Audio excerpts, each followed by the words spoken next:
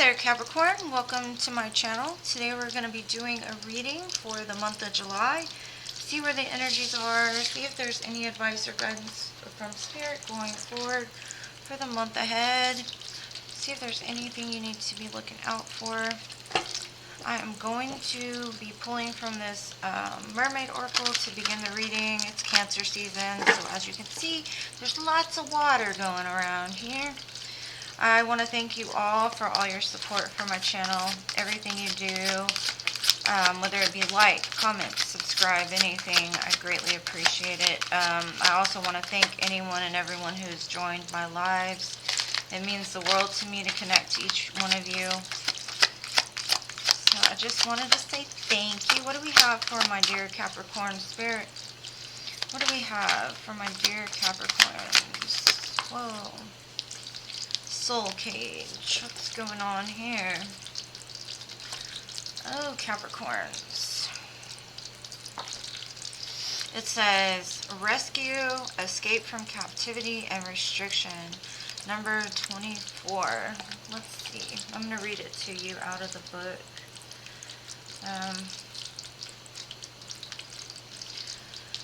So it says, in the legends of Morose, we mermaids of Ireland's wild and lovely west coast, there is a dark underside, the soul cages.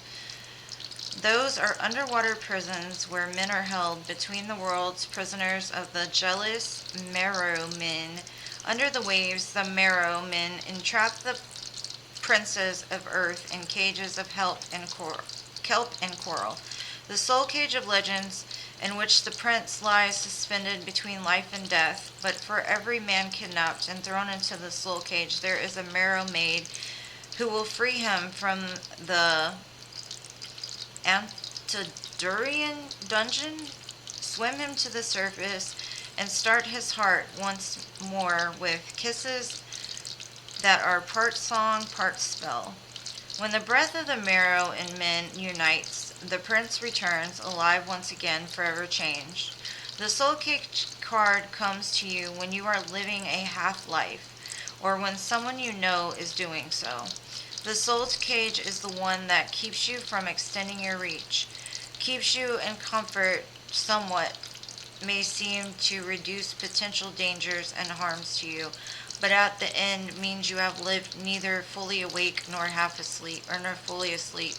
You have chosen suspension and compromise, and the Merrows are here with this card to awaken you to the prison, and to ask you if you are ready to swim free and be reunited with your passions and your purpose. There will be dangers and adventures and moments that hurt, but free of the soul cage there will be bliss, exploration, discovery, and laughter. That's very interesting. I never heard that story before. The thing it reminds me of is in Harry Potter during the games where they all had to go down to the depths and free the people that they loved. So maybe there's somebody around you that needs your help, or somebody that is living like a half-life, a half-truth. And then I have Judgment and the Two of Wands. So basically there's a choice here, whether to stay suspended or whether to like go above the surface and start being fully authentic and aware, I guess. So whether this is for you or for a person connected to you, apply it as need be. But let's see. I'm going to get some tarot, get some more information. We have the Eight of Swords. Yeah, this card especially looks like somebody that is trapped. Trapped in a cage. It looks like he's trapped in the coffin almost with all these swords, right? Basically like half dead, half alive, like the soul cage said, like living in the in-between. Let's see, what's crossing this? The Lovers, of course.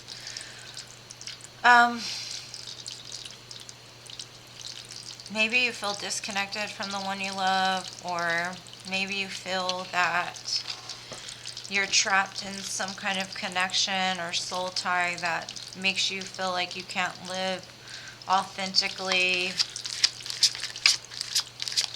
Either that or without this person you feel that way. And then we got the Six of Cups, sweet memories of the past of somebody. And this card is very bright compared to this Lover's card. So I feel like you may feel like you're out of touch from somebody. And it could be because they're trapped or you're trapped. You've possibly been trying to manifest like a new beginning with the Star card here. Or you've done some intense healing. And you see in the reflection here, it's like her mirror image, right? One's below the surface and one's above. So maybe your manifestation is to pull someone out from the depths, possibly. In your head, though, there's a lot of options available to you, possibly other than this. But it doesn't look like you're taking the opportunities because either you're not in a place of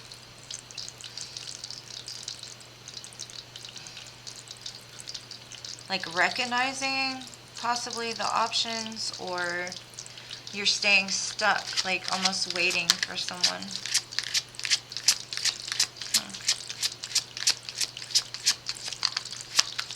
Let's see, what's coming in the near future?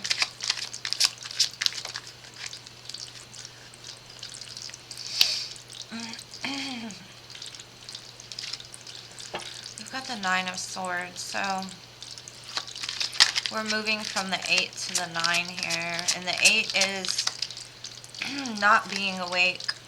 And the 9 is about being awake and not being able to sleep. So it's like one extreme to another almost.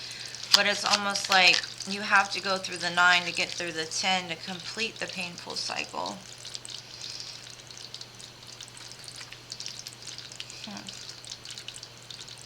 There's some kind of new perspective that's going to be gained pretty soon.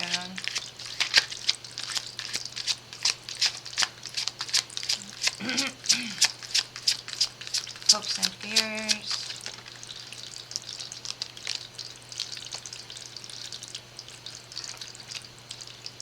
You're hoping for change but fearing it all at the same time.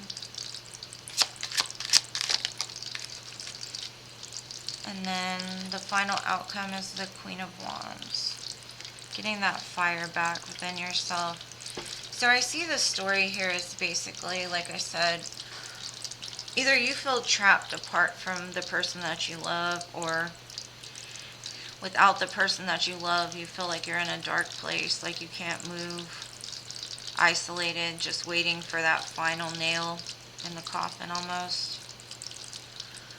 You are having very sweet, nostalgic memories. You could be having dreams of this person almost. And if it's the person that you're attached to that's trapped, maybe the dreams are entailed to trying to draw the person out from the depths, almost like the Star card here. Spirit has given you a bunch of other opportunities, but it seems like this one has held you pretty tight. There is a cycle that's going to be coming close to completion with the Nine of Swords. Like I said, it's almost like you're asleep, you wake up. And then when you wake up, you see all the things around you that maybe you weren't aware of when you went to sleep. So then you're having nightmares. You're having to battle these thoughts. You're having to look at all these negative things on the news, or negative things on the internet, or some kind of truth that you may have missed before. With the Six of Swords here, though, it looks like you're bringing yourself and somebody else out of some choppy waters. So this could be you bringing this back, right? But there's something that you need to see clearly first with the Hangman here. There's something that it's like you feel like there's this impending doom above you, or you feel like at any moment this sword can like cut you. But the truth of the matter is this man isn't bound or tied. Like, he can get out of this. It's just like you feel like you're tied up. You feel like at any moment the other shoe's going to drop.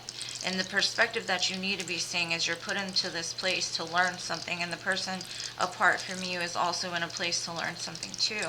So like I said, in your hopes and your fears, it's like you want things to change, but at the same time you fear them because you don't know how it will change, right? And then we have the Queen of Wands. So you will get your magic back. You will get your fire back. But I'm going to get some clarifiers to get more information. Starting with this Eight of Swords. Why is the Eight of Swords here for my Capricorn collective?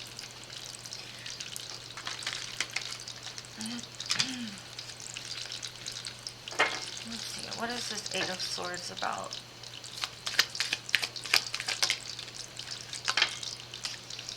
The Knight of Wands.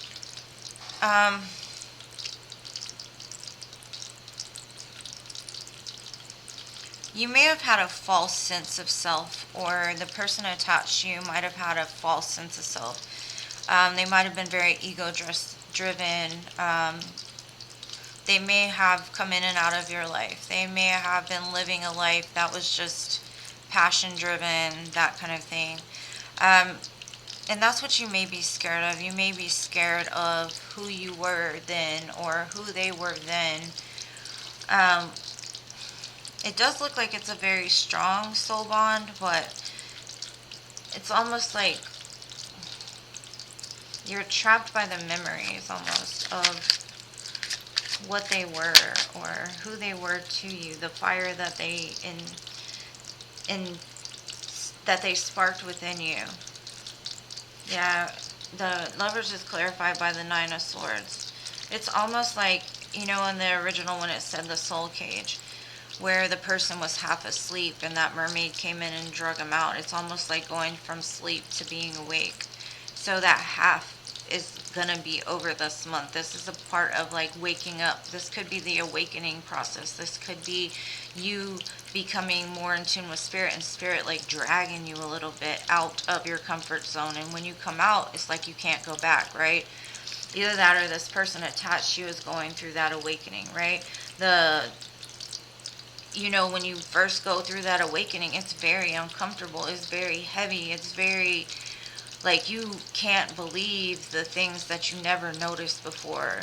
It's almost like that rabbit hole of all the truth that was hidden from you. You feel like you've lived a lie for a long time, that type of thing. What is this Six of Cups about? The Ace of Cups, yeah. Like, wanting to have that connection again, that love again with maybe your past self, even maybe that child within you, giving love back to yourself. And with the Six and the Ace right here, that leads to the Seven, right? So giving love back to that inner child within you will help to open up those opportunities and love. And it could have to do with this healing as well. Let's see, what is this Star about?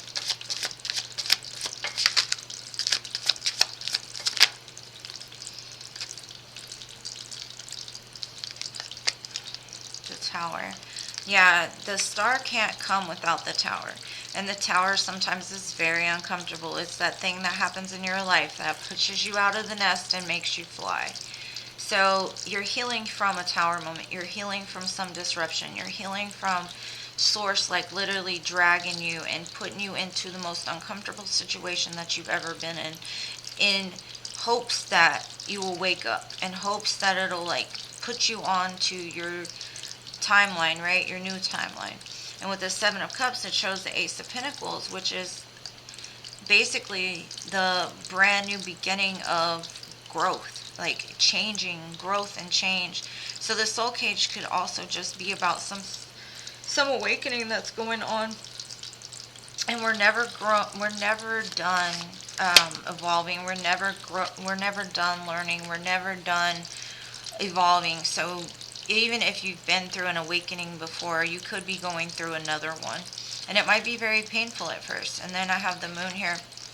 Yeah, what you don't see coming is the truth that's going to be like opened up to you. The new timeline that might scare you. The new timeline that like you're scared of something that you can't even see clearly yet, kind of thing.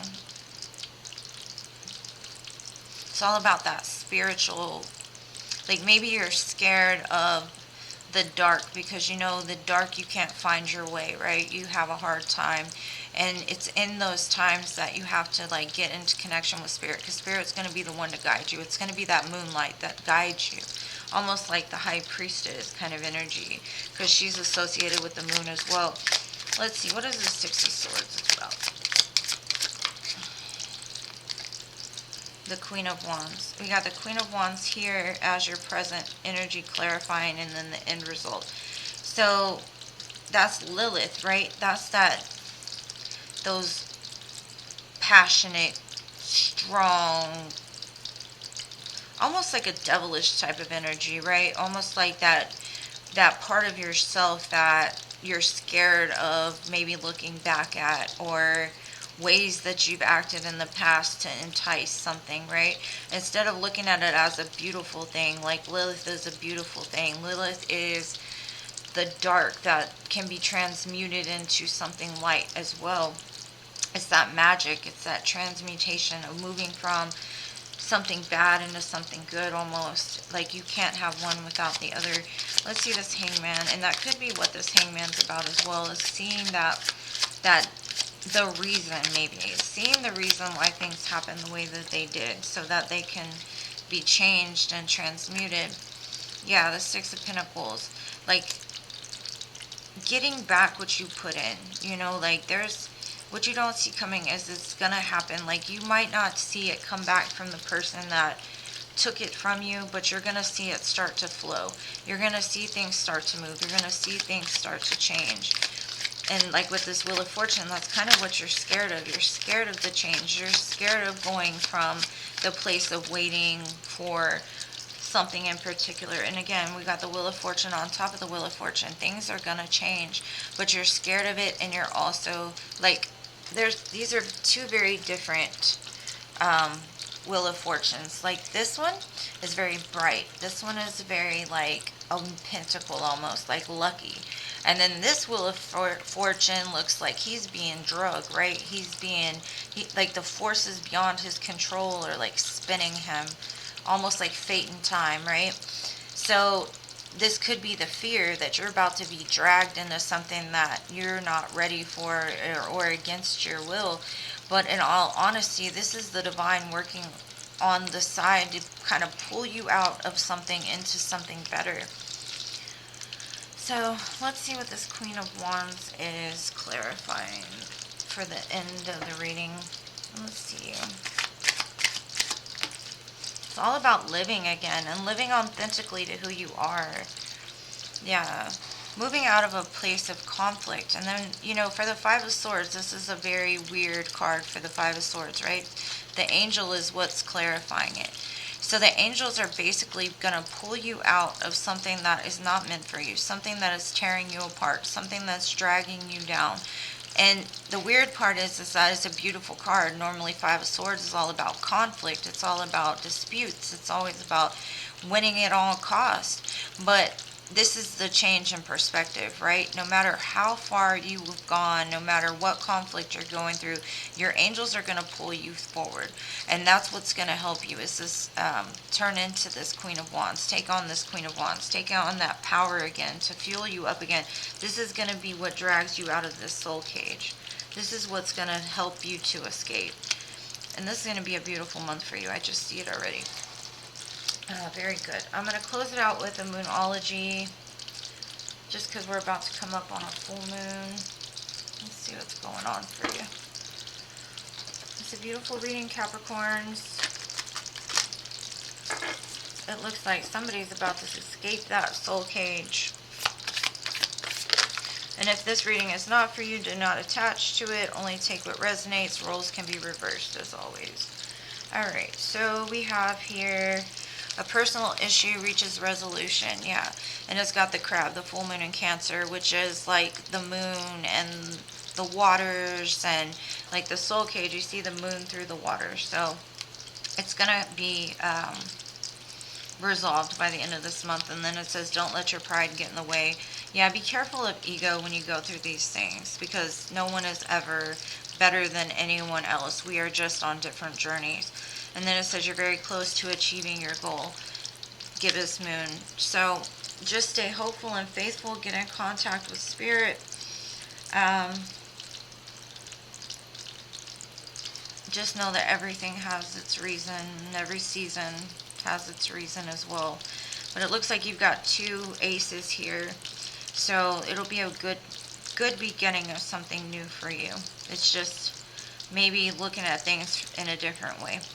Well, I hope you got something from this, my dear Capricorns. I love you guys to the moon, stars, and Mars. If you like this reading, please smash that like button. Subscribe to my channel if you have not already.